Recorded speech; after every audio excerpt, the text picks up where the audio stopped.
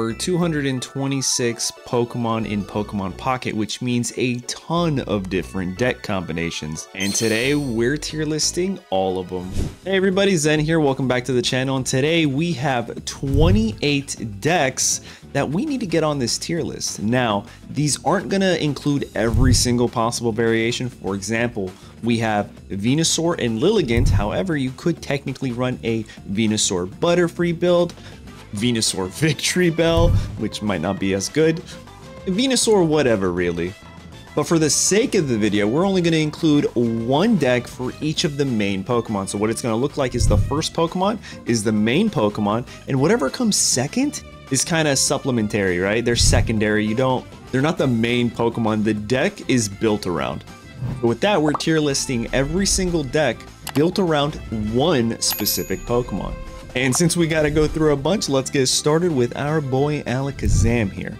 I'm going to put this in high tier because Alakazam is actually pretty nuts. This thing alone can counter things like Mewtwo, Venusaur if you have the Giovanni, right? And so many other EX Pokemon. And mind you, it's not an EX Pokemon itself. It feels like an EX Pokemon. A lot of people think Alakazam is an EX Pokemon, but it's not an EX Pokemon. So that means even if you lose your Alakazam, your opponent only gets 1 point. Now, some secondary cards could be like Jinx because they kind of do the same thing, just a little bit less, which is deal damage based on how many energies your opponent's active Pokemon has, which is pretty good. Next up, let's move on to Arbok. Arbok, I'm going to put in the middle tier. Now, Arbok would be in high tier because its lockdown ability is pretty good. However, the reason it's in middle tier is because of its unfortunate HP and damage output. 100 HP leaves it susceptible to things like, Starmie one-shots with Giovanni and a lot of other Pokemon, to be honest. And its 60 damage with the move Corner isn't that strong. Yeah, it can knock out a bunch of basic Pokemon, or it can trap Pokemon and stop your opponent from retreating that Pokemon, which is kind of the big deal why it's so high and not in any lower tier. But again, the problem is the damage output. It's just not too great. But what Arbok does have going for it is it's the only Pokemon with the ability to trap your opponent's Pokemon. So honestly, might be high B tier. Next up is Arcanine, and I'm going to put Arcanine in D tier, low tier. I'm sorry guys, if you're playing fire type, you might as well play other things like Moltres, Charizard, honestly, literally any other fire type, the Blaine package. Arcanine compared to all those other fire type Pokemon just doesn't feel great because one, it's an EX Pokemon that takes 3 energy to deal damage, and 2, when it deals damage back to itself, which means your opponent, if it knocks out your Arcanine, gets 2 points for free, and you're kind of helping him get to that point. Speaking of another fire type, Blaine is going right here in A tier. This thing can steamroll by turn 2 or 3 because both Pokemon in this package, Rapidash and Ninetales, are both stage 1 Pokemon. Along with Blaine, it deals so much damage. Your Ninetales can deal 120 and your Rapidash can deal 70. Other Pokemon I guess you could throw in here is Magmar for the Blaine package, but that takes 2 energy to deal damage. And although Ninetales does also take 2 energy to deal damage, it's 120 for the damage. So it's like a lot more worth investing into your Ninetales than I would say investing into a Magmar. Next up is the Articuno Solo Kuno, and this is going in S tier. It's going to be our first S tier. You guys can agree or disagree, but honestly, with the way the game currently is, guaranteeing that you always pull Articuno is amazing, right? With the ability to only put 2 Articuno and 18 trainer cards, you're always pulling Articuno. Now, if you start with something like Misty and you get lucky with the head flips, no one's stopping you. It's incredibly difficult for your opponent to come back, and because of that, this thing is going to be S tier. Next up is Blastoise, and I think I'm going to put Blastoise at the head of A tier for now. It's pretty good. I don't think it's S tier, and yeah, you could run things like Starmie, which arguably are S tier, a little while to get online. Plus, it kind of needs 5 energy for it to like take advantage of the Hydro Bazooka to do 160 damage. I'm talking about the Blastoise EX, by the way. Still a very good card and high tier. It does get a lot of wins. Alright, next up is Brock, and this is actually going to be our first Rogue tier. It's pretty fun, but the problem with this Brock archetype is it only... actually, a few things. There's a couple things. It only accelerates 1 energy for a supporter card, and on top of that, you can't accelerate your Graveler or your Geodude. It has to be Golem, and that just kind of feels really bad. One thing that could change this, actually two things, they could either go the route of accelerating 2 energy, or they can go the route of accelerating 1 energy, but the entire line, and I think personally, that would make this such a good archetype for a deck. It'd be a lot more fun. Alright, moving on, we have Dragonite here, and this is going right up to A tier. I think we could put Dragonite behind the Blastoise. It might be interchangeable in front, behind, but I think Dragonite is a lot of fun one and just so good to play. Now you'll notice I pair it with Weezing here, but you can pair it with literally anything. When you build a deck, you want to go into it and make sure you take off the energies that aren't specifically for Dragonite. You can play it with things like Weezing, but you don't need Dark Energy, you just use it for Weezing's ability, right? Just wanted to point that out. I'm not running Water, Electric, and Dark Energy in this type of deck. You're just running the 2 energies you need, and it's so good when you're able to get the energy requirements you need to fully evolve, because within 2 turns you're winning matches with its Draco Meteor being able to deal 200 damage on the board but distributing it randomly to all of your opponent's Pokemon. Let it hit one EX Pokemon, knock it out, and another basic stage Pokemon, just in a standard non-EX, and you win the game possibly in 1 turn. It's pretty fun, and those high rolls are pretty insane. Alright, next up we have Executor. I'm going to put it in high B tier, in front of Arbok here. It's pretty good, mainly for the reason that once you evolve into this Executor EX, it requires only 1 energy to do its Tropical Swing. I think that's the move. And it's a flip coin where if you flip heads, it deals an additional 40, which is pretty good. And because of this, the typical decks you will see will be things like Beedrill or Scyther, Pokemon that all require 1 energy to deal a lot of damage. Pretty good, pretty fast. Some would even say an aggro grass approach, and I like it, but I'm gonna have to put it in B tier. Moving on to Charizard, and listen, our boy's going all the way up here. I'm putting it in front of Articuno, because once this thing goes online, once you're able to accelerate your Charizard, Charizard is knocking out literally every Pokemon in the game. We can sit here and talk about it till tomorrow. Charizard might just be the best, strongest Pokemon in the entire expansion of Genetic Apex. Alright, moving on to Gengar, and this one I'm actually having a lot of difficulty. I don't know if we want to put it in B tier, in high tier, or possibly even in rogue tier. Being able to lock out your opponent from using supporter cards is very strong, and this thing does have a high, HP, and it does deal good damage, but it takes a while to get online.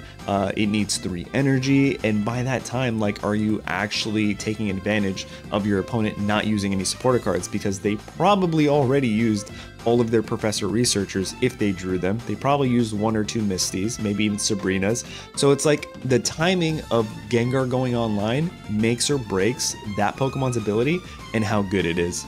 But I think I'm gonna put it in front of Blaine after Alakazam, because listen, let's be honest, Alakazam would one-shot Gengar, no questions, unless it's the standard Gengar. So we'll put it here.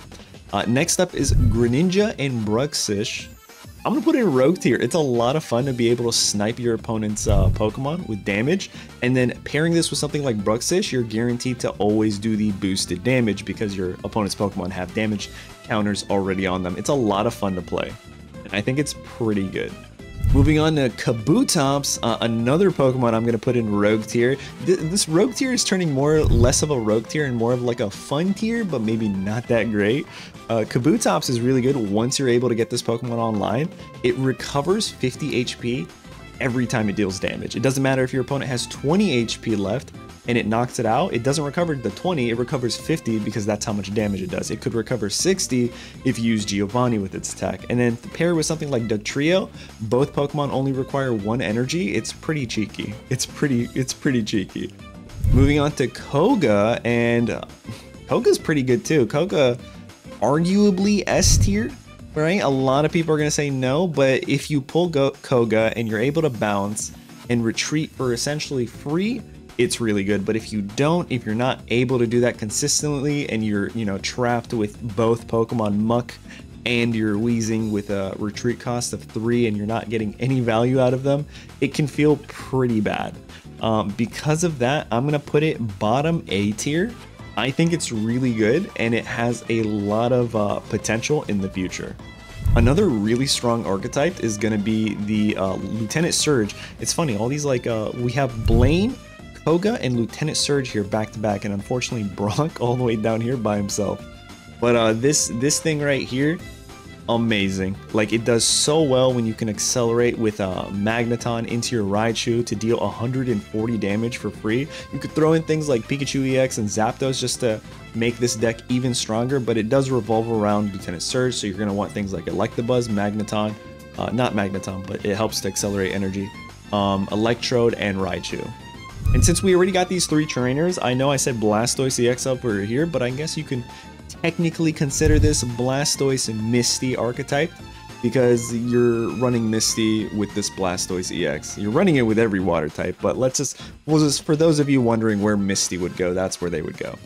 Next up is Machamp. I feel like Machamp could be high B tier. It has potential. It does pretty good damage, but it's 3 Pokemon, right? So like you need, it's a stage 2 Pokemon. You need to evolve to get there.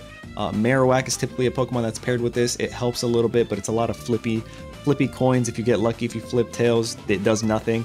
And it doesn't really one-shot a lot of EX Pokemon unless it has Giovanni. It can one-shot things like, you know, Zapdos EX, Starmie, I believe, EX, but with Giovanni. But other than that, it doesn't really one-shot things. So I'm going to put it in middle tier, not rogue tier. It would be in rogue tier.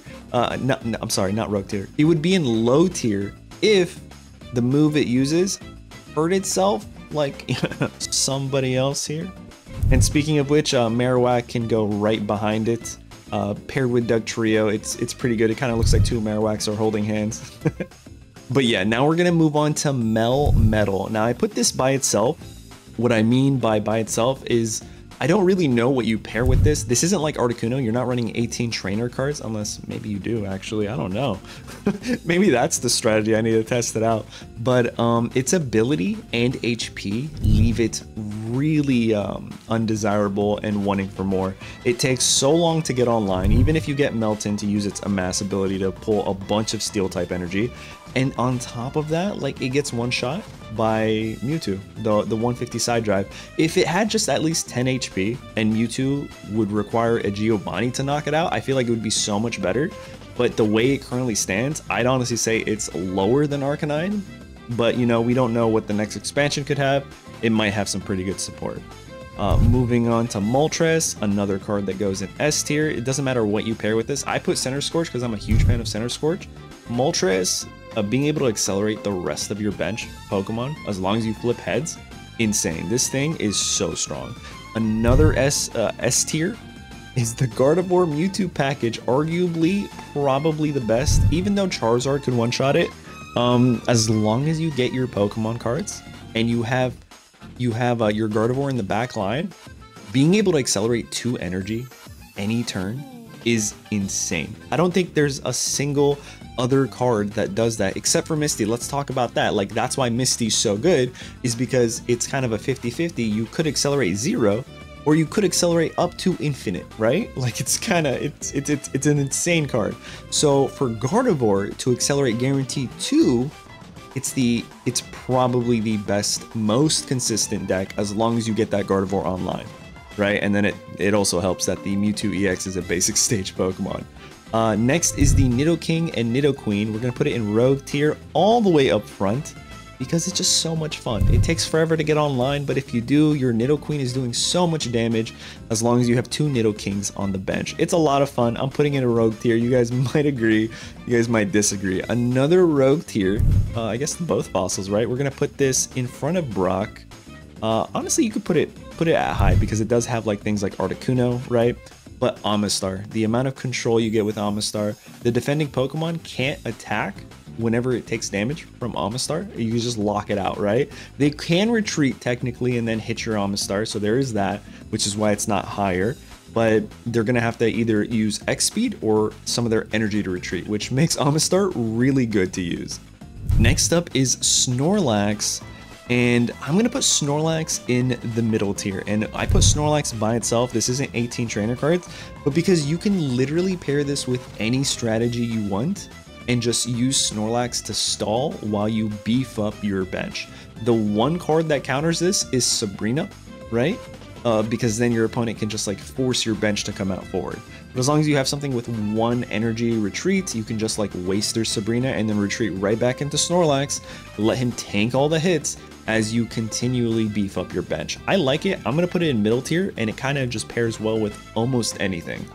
Next is Pikachu, and another S tier right here. I'm gonna put Pikachu right here in third place. And if you notice real quick, the 3 Pokemon on the packs are actually the top 3 decks.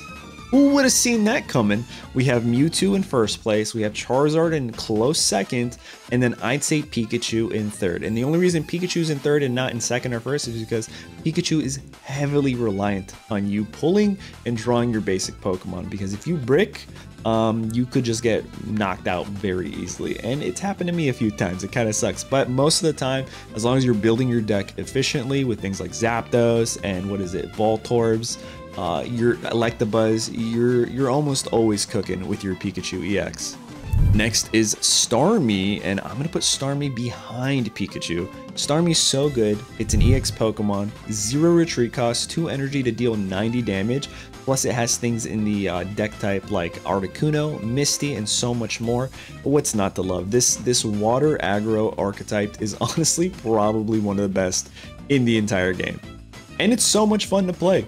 Speaking of fun, let's move on to Venusaur. I think Venusaur and Lilligant is probably my favorite grass type deck. And because of that, I'm gonna put it in front of all the trainers here. Behind, actually, you know what?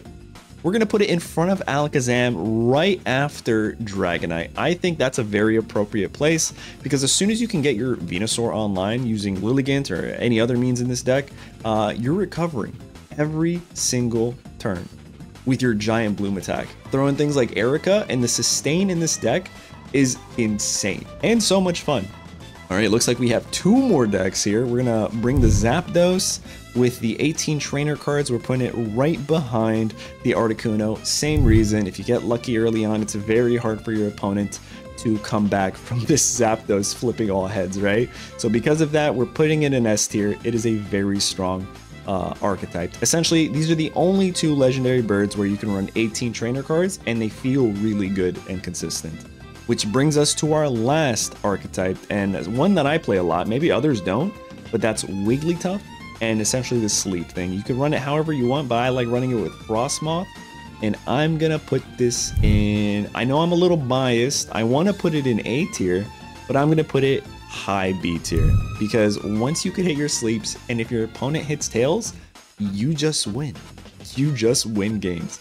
But there you guys have it. That is 28 deck types from the game Pokemon Pocket that I just tier listed, and I would love to hear your guys' comments down in the comments below. Don't chew me out, the last tier list was an EX Pokemon tier list without taking into consideration the decks you build around those EX Pokemon.